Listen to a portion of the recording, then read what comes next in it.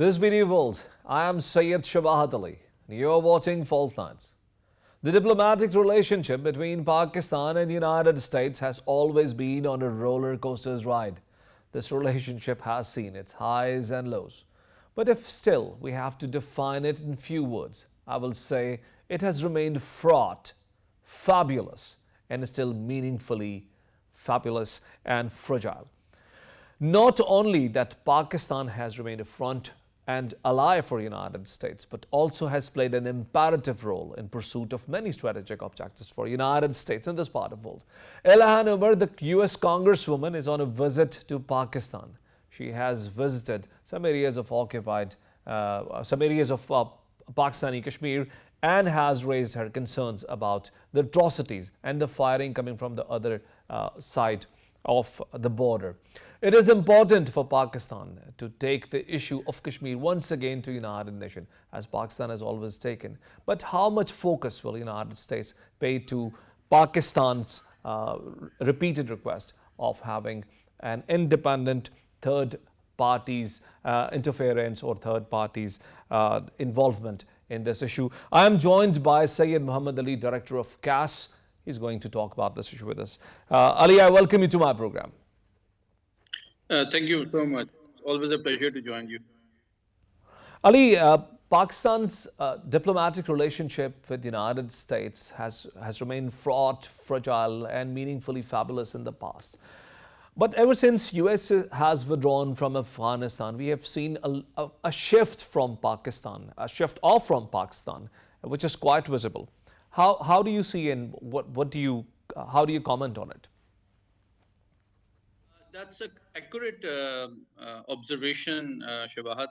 But I think the recent developments in Pakistan and the arrival of a new administration in Islamabad, I think revives the hope of repairing these complex and delicate bilateral relationship between Washington and Islamabad. You're absolutely right. I agree that in the last 75 years, our bilateral relations have been, very turbulent, sometimes very close, and sometimes very difficult. But and after the departure of the U.S. military forces from Afghanistan, there was a concern in Islamabad that perhaps our leverage might reduce in Washington. But I think Pakistan's emphasis that it does not want to be seen as a geopolitical ally, but actually uh, remain a economic hub for this whole region, and not taking sides in the great power rivalry, and attract US investment is something that is likely to continue. However, allow me to say that the last administration in Islamabad had some problems with Washington in the last days. But I am hopeful that the new administration will be able to repair this relationship and build it further. Ali, the political panorama of Pakistan has quite shifted a lot during last 2 months, as you just pointed out.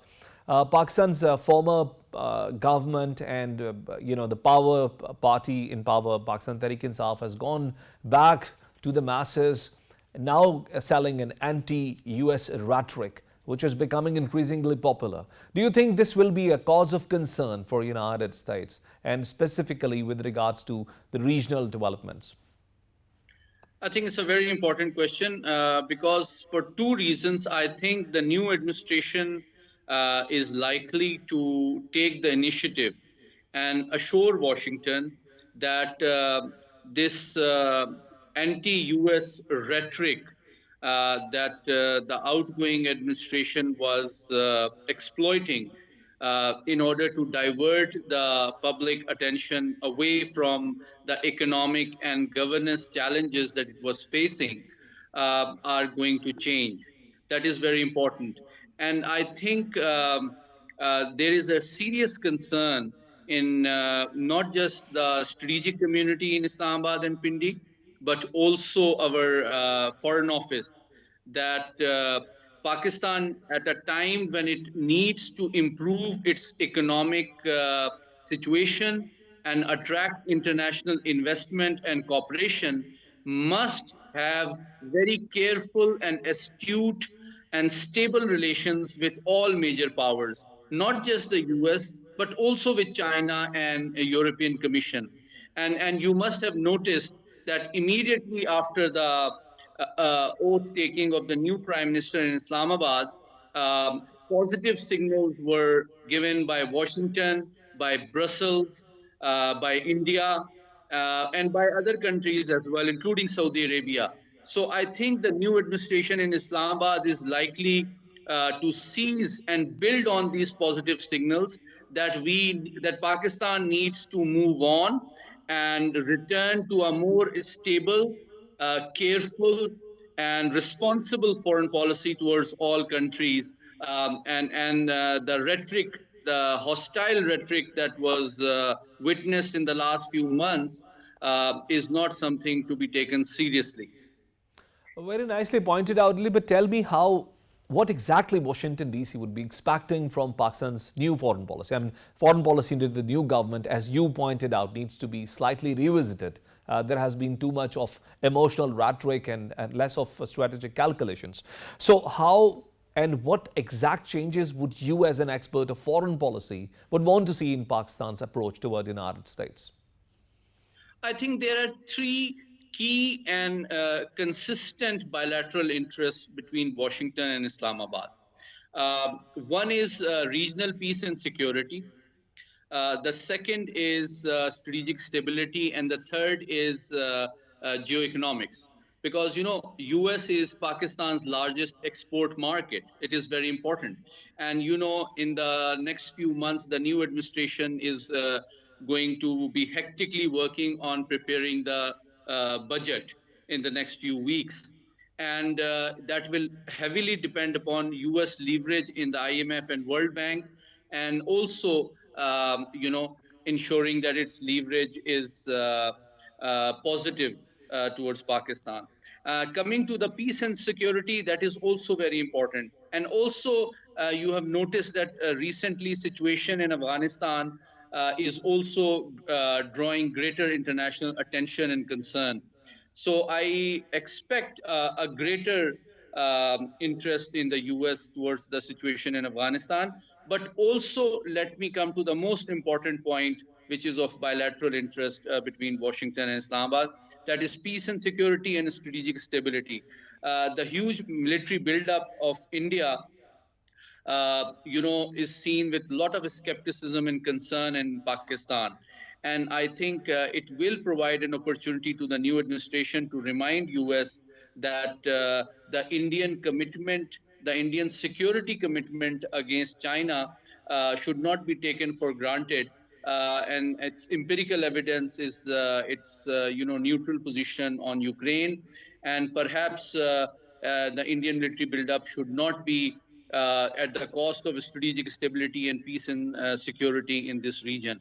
And the balance of power in this region needs to be maintained to ensure the peace and security is maintained, and India does not interpret US interest in its export market as a sign that it can continue to browbeat Islamabad. Um, Ali, Ilhan Abdullah Umar is on visit of Pakistan, and she had a small media interaction today at Lahore. Two abstracts of her recent media interaction I would want to play, and then we'll seek your comments on that.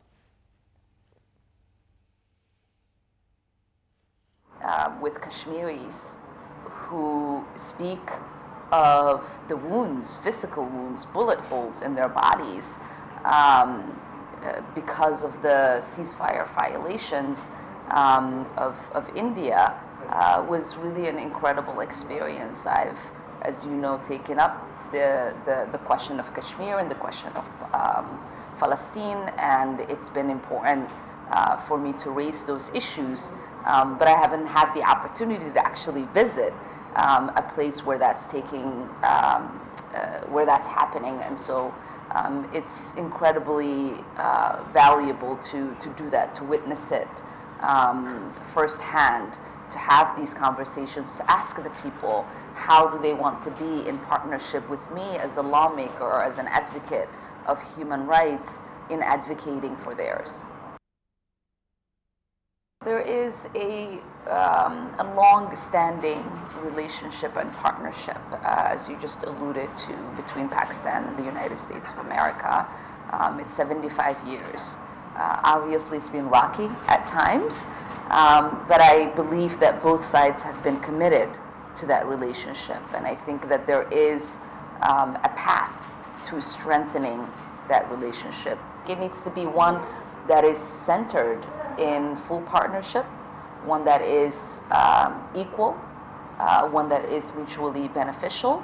We have a huge diasporic Pakistani community in the United States, and I know that they are eager to strengthen that relationship. I seek your comments on this statement, Mr. Ali.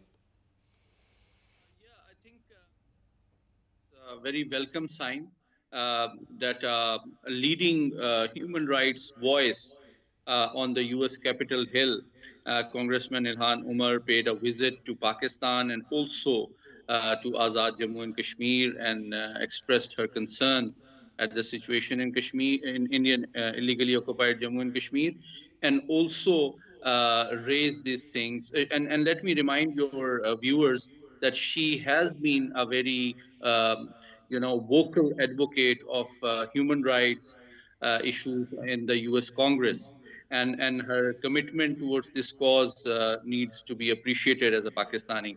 But this is also an evidence that the concern in Washington regarding the Indian behavior towards minorities in general, but Muslims and Kashmiris in particular, is getting more attention and is being taken more seriously.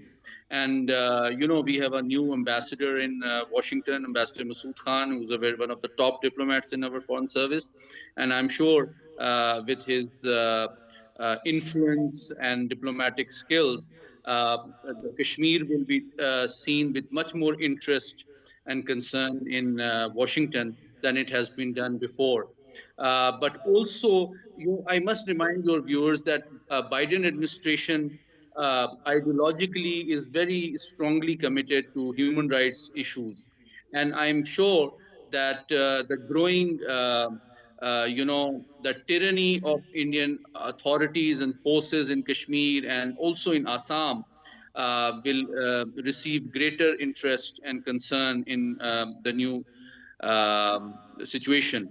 And in Washington, the skepticism towards India and its commitment and role in the international community as a responsible member of the international community that is peaceful, that is committed to respect for human rights, and also maintaining peace and stability in this region needs a more realistic reflection. And I think, including the recent missile incident, you would recall, Shabahat, also was seen with a lot of skepticism by some of the leading US experts that this behavior is not consistent with a responsible nuclear power. So I think the greater realization of the irresponsible international and regional behavior of India, as well as the tyranny and exploitation it is subjecting its minorities and Kashmiris, is beginning to get more attention in Washington, and it will perhaps, hopefully, make Washington realize that there are limits to Indian commitment to US security interests, and there are limits to what it can contribute towards the promotion of liberal values, peace, security, and stability in the region. Ali, let me stitch this back with your previous comment while responding to my previous question. You said Pakistan's foreign policy requires slightly revisiting by the new regime, and there will be expectations in the United States as well in this regard.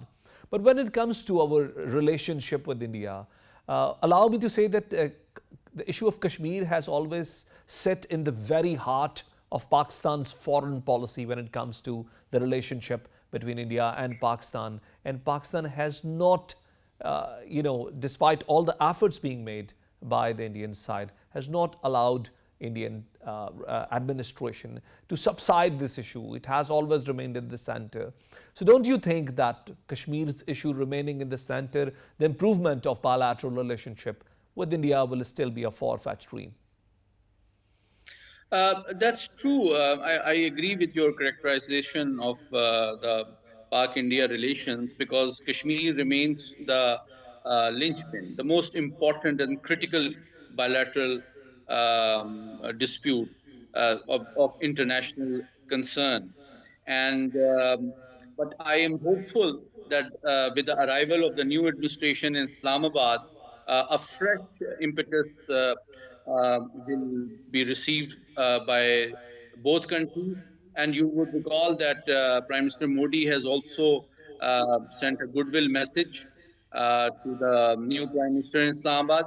So I'm hopeful that perhaps some uh, reasonable realization will lead the Indian leadership that the resumption of dialogue is essential for the peaceful and just and lasting solution to all bilateral disputes between India and Pakistan, particularly the issue of Kashmir, so that this region remains peaceful and stable, and also it benefits from the immense geoeconomic opportunities which are emerging in this region timely and effectively. Ali, you have mentioned this economic worries for quite few times. So let me recall that Pakistan's finance minister is at the moment in Washington, D.C. He's in talks with IMF's team. Pakistan's economic situation is not very good at the moment. Also, the fact that Pakistan still wants to get out of the grey list of FATF, for which it requires the diplomatic support from Washington, D.C. So how hopeful or how optimistic you are for Pakistan to have successful negotiations with IMF, and also about how do you think the government will strategize for coming out of the grey list of FATF? Because on the financial scorecard, we have done almost everything that we could do. It's only now the diplomatic thing that needs to be pursued a bit. Shabad, I think there are three factors which will affect the future trajectory of Pak-US relationship. It is a given that US leaning towards India has been significant, and the FATF review, despite Pakistan's best efforts, it remains to be seen is above and beyond geopolitical considerations. But I'm again hopeful because the new administration that has come in Islamabad will offer a fresh impetus. And those who are, Ms. Hina Rabbani Khar, who's the Minister of State for Foreign Affairs, has extensive experience of dealing with Washington. And I'm sure her arrival in Foreign Office will also be seen positively in Washington and the State Department. And also the fact that Pakistan will be seen as uh, moving beyond geopolitics and offering its market, as Mr. Mufta Ismail also pointed out in his meetings in the last couple of days in Washington, not just before IMF and World Bank, but before the US Pakistan Business Council as well, that he expects the US businessmen to consider Pakistan as a lucrative uh, investment hub. But also, I'm sure that Pakistan has done remarkably well despite the COVID crisis in terms of its exports. And US is Pakistan's largest export market. So I'm sure that Pakistan will continue to expand this very lucrative export market so that it brings some economic relief for the people and also improves our economic outlook. Ali, while responding to a previous question, you said that Ukraine's war and Pakistan's the former prime minister's visit to Russia also had an important role. Now, the Russia-Ukraine war sitting in the heart of the international geopolitical order. things are getting defined in this context. Tell me, how do you believe this will affect the relationship between United States and India? Because India remains to be a major buyer from Russia and have long and deep relationship with Russia. Do you believe that Russia's relationship with India will become a reason of distancing or at least having some problems between the relationship of the two countries? Do you believe this is a likely equation that I just mentioned? I think that's a very important point that you highlighted, and allow me to explain and expand it a bit further in three dimensions. Number one, US is beginning to realize the limits of Indian security commitment against China, because the bilateral trade between India and China far outweighs the bilateral trade between India and Washington. Number one. So that means that India is not ditching China for the US.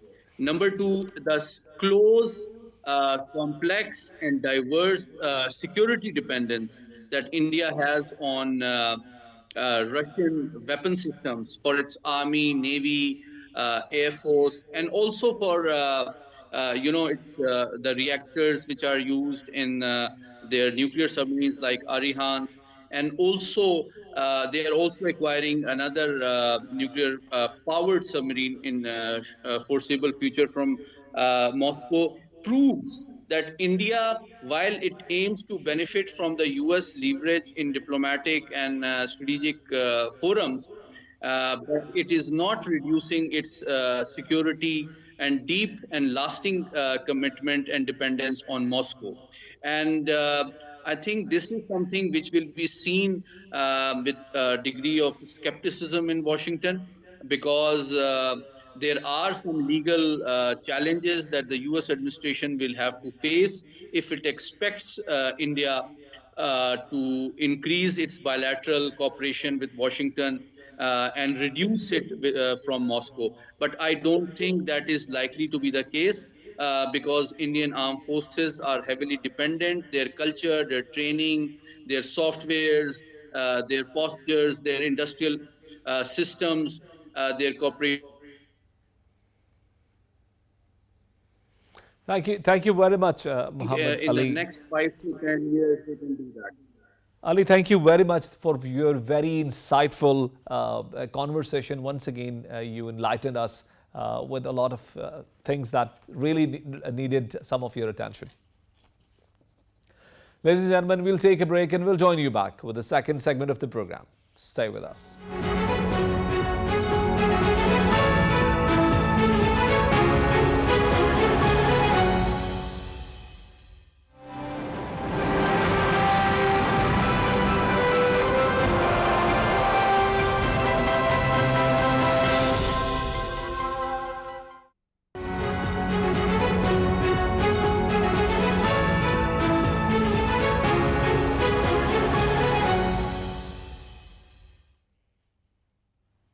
Welcome back. The economic crisis of the world are worsening. 400 million people from 45 different cities of China are under partial or full lockdown. This might just trigger another supply chain crisis while the world has not come out of the previous supply chain crisis created by the previous attacks of COVID in 2019 and 20. The global fuel crisis driven out of Russia and Ukraine war, and also the food crisis that we keep talking about, have not gone from the picture as yet. So all of this coming together is collectively shaping one of the worst economic nightmares of our contemporary history. To join me and to shed some light on it, I have with me Dr. Mahmood Khalid, Senior Research Economist from Pakistan Institute of Development Economics, to join me over the phone. Dr. Mahmood, I welcome you to my program. Thank you very much, Jawad.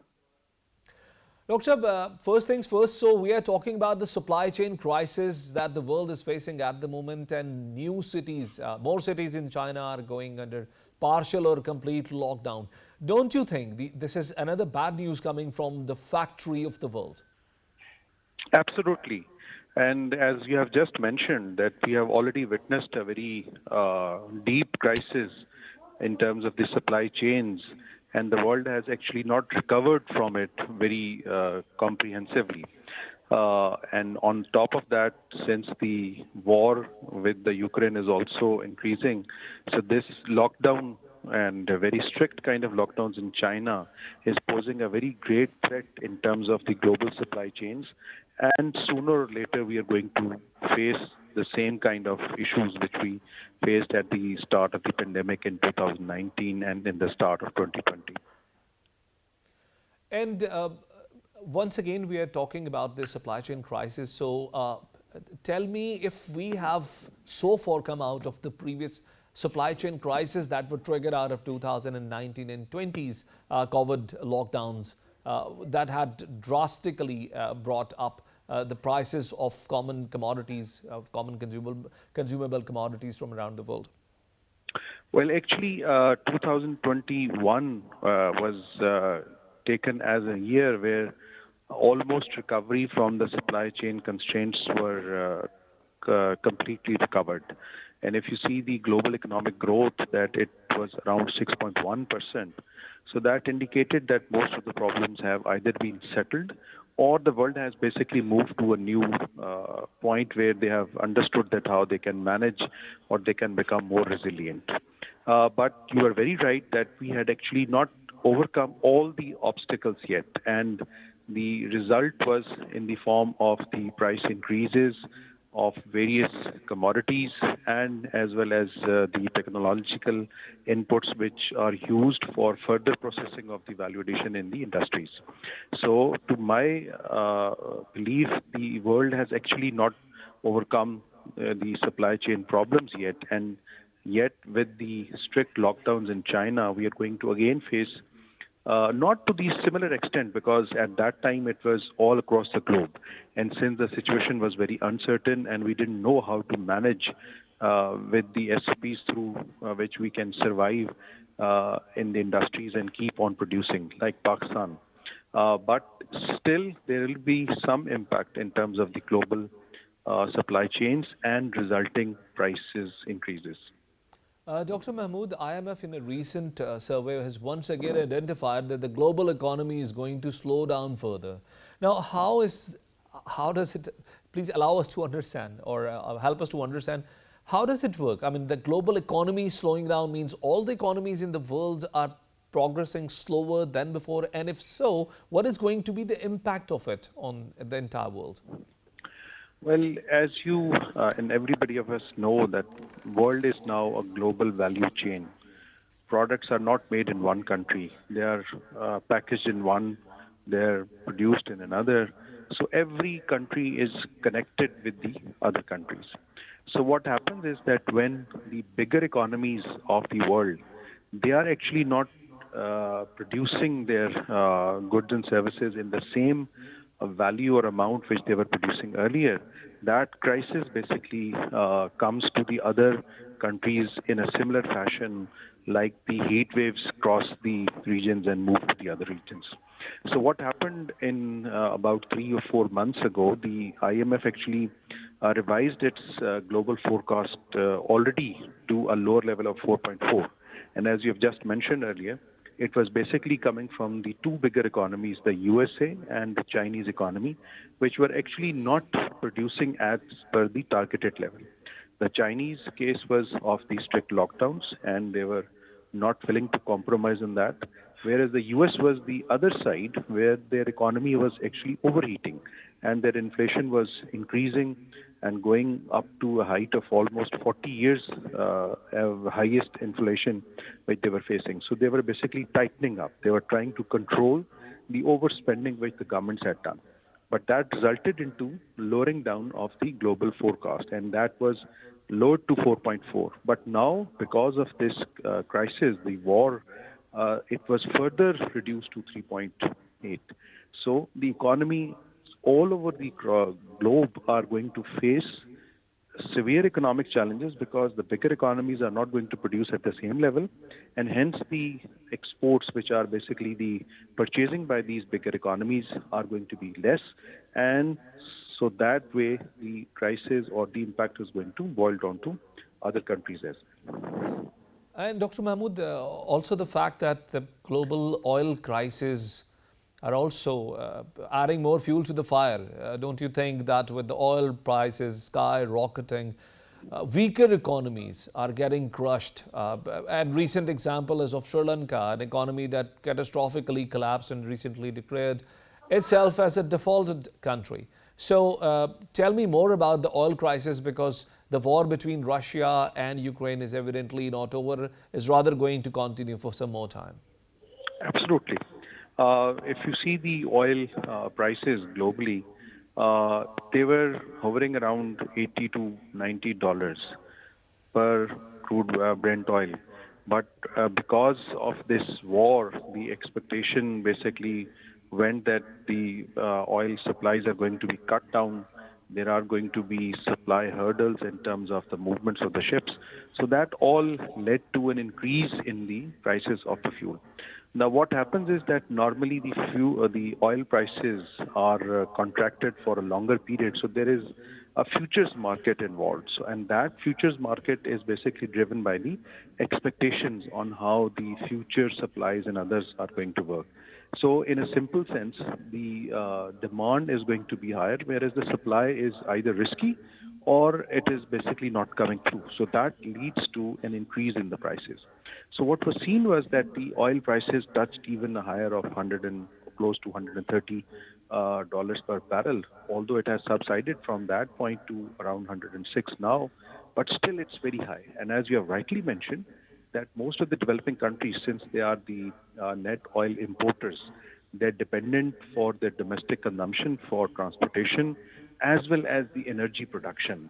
Unfortunately, most of the energy productions are based on the fuels which are coming from the oil sources or the fossil fuels.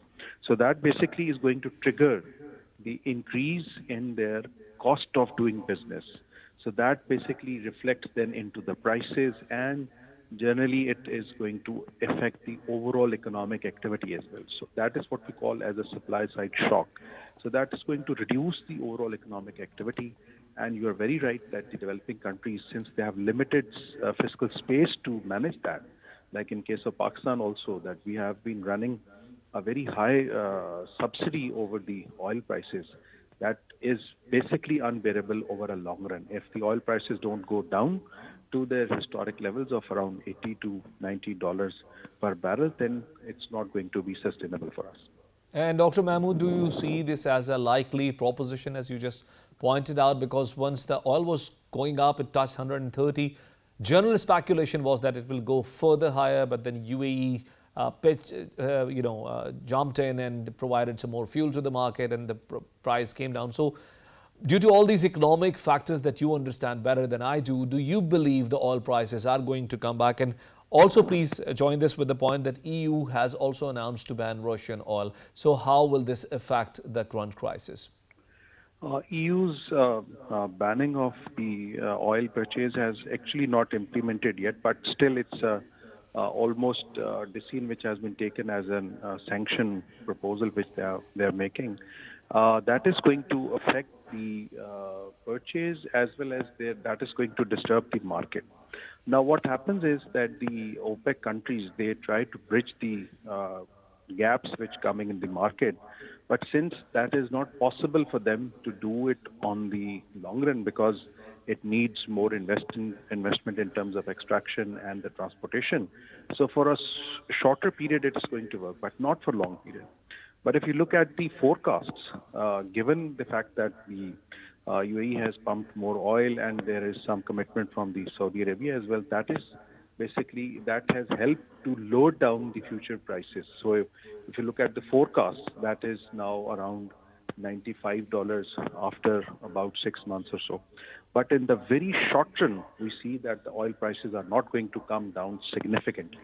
But in the future, if the policy measures which has been announced by the US, where they are going to extract more shale gas and they have awarded more contracts as well, so that is going to lower down some of the demands which was coming from there.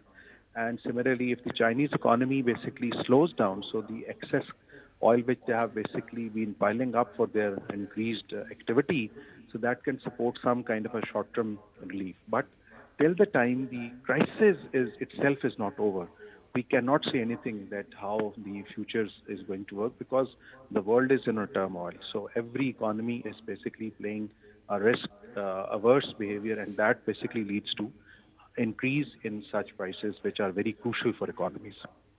Dr. Mahmood, in backdrop of all the conversation that we had so far, because that long we have been talking about the international factors. Now let's focus on Pakistan, and tell me how concerned you are as an economist toward Pakistan's economy, because the finance minister has categorically told that not only the country is unable to carry forward any subsidies on fuel, but also the economic situation requires an intervention from a major financial institution. I'll be honest to this question because the issue is that unfortunately our subsidies especially had been untargeted over the past, not a particular government, but in general. The reason could be due to the governments being populist governments, but we have not been able to understand the real extent of the costs for these types of dolouts. Let me give an example.